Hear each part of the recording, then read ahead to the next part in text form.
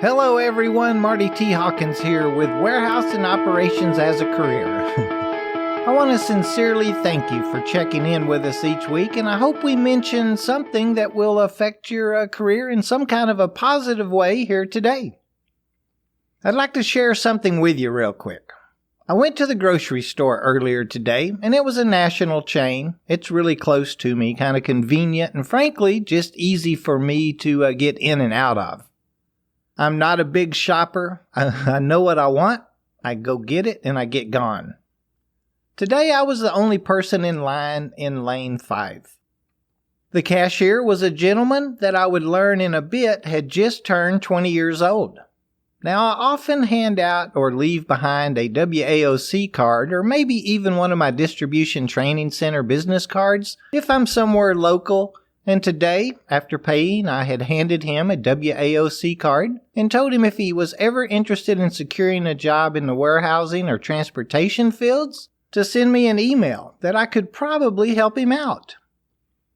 Now, no one else was in line, so he took a minute to ask me a couple of questions, and the conversation went something like this. He asked, could I make more money in a warehouse? I told him probably, and gave him the starting wage for a few of the entry-level GL or general labor positions that I'm presently working on with Belmar Integrated Logistics in Dallas right now. He stated that was going to be a couple of more dollars an hour than he was earning right now. I could tell that he was intrigued and kind of wanted more information at this point.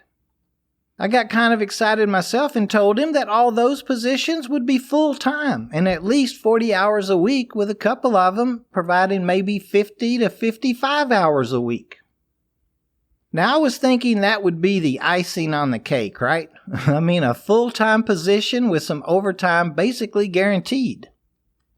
Well, he immediately, and I mean without hesitation, let me know that he couldn't work more than 25 to 30 hours a week. That he only worked days and preferred something after 10 a.m., maybe 5 to 6 hours a day. I asked why those kinds of hours. Was he maybe going to school or maybe taking care of a family member or something? He stated no, he didn't need to make more than that, and he needed his time off for what he called my chill time. Of course, being me, I asked what was his plans for retirement. Didn't he want things? He said he needed to be a kid first. I'm only 20 years old. Well, I of course thanked him and went on to my car. Having a WAOC card still in my hand, I noticed a young man gathering up empty grocery carts in the parking lot. So I handed him the card and told him if he was ever interested in a warehouse position to give me a shout. He said, thanks, but no thanks, man. My brother works in a warehouse, and that is some hard work. I don't have to work that hard here. Well, I took my card back and went to the car. I'm still kind of shaking my head, but you know what? That may work for them. They may have a better plan figured out. Whether they do or they don't, I honestly do wish them the best of luck and an amazing life. It just kind of sets me back when I see people not really planning for the future. So let's talk some ops. To all the electric pallet jack operators out there, especially the rider jack operators, did you check your drive wheel and your load wheels today? I mean, really give them a good, look over. Both are on your pre-shift equipment reports, right? Why I'm asking, I was cruising YouTube today for a clip of stretch wrap being caught up in our wheels and ran across a short video that was caught by a security camera of a drive wheel literally falling apart while an operator was in forward motion. Needless to say, the machine came to an immediate stop and he was thrown about 6 feet forward. Now luckily he wasn't hurt. It showed him and a fellow worker picking up chunks of the wheel from under the jack after, the accident or the incident, I guess you'd say. Now it made me think. If I am going to be totally honest here, I have to admit that I do not always back, way up and check that my drive wheel doesn't have cracks, running across or around it every time I get on the jack. I know, I should, but well, it is not something that happens all the time.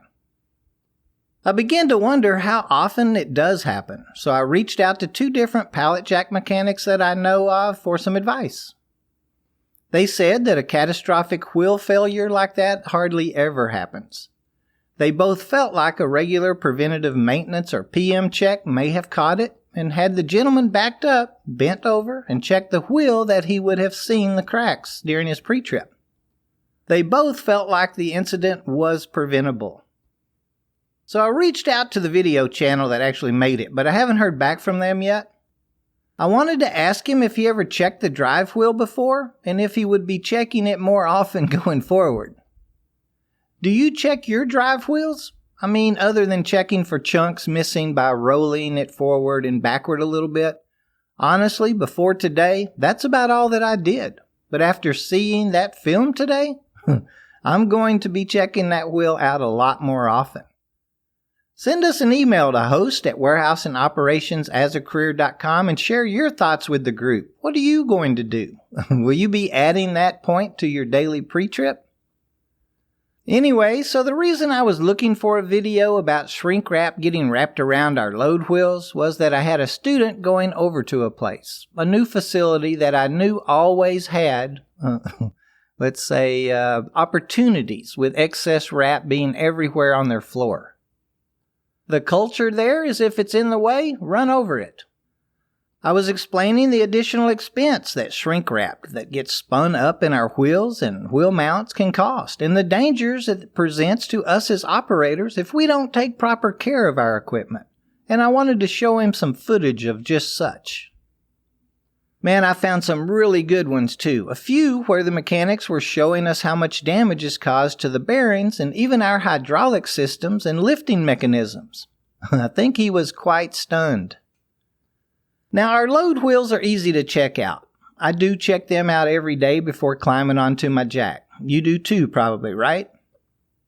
So I know the maintenance guys at this facility, they've been sharing with me for months how many, load wheels are replaced, and I got to thinking, okay, we all know it's a culture problem. No one brings it up, so the shift just continues to run over the shrink wrap. So what if a new boot, a new hire, eased into it kinda, brought it up to his supervisor, just ever so often?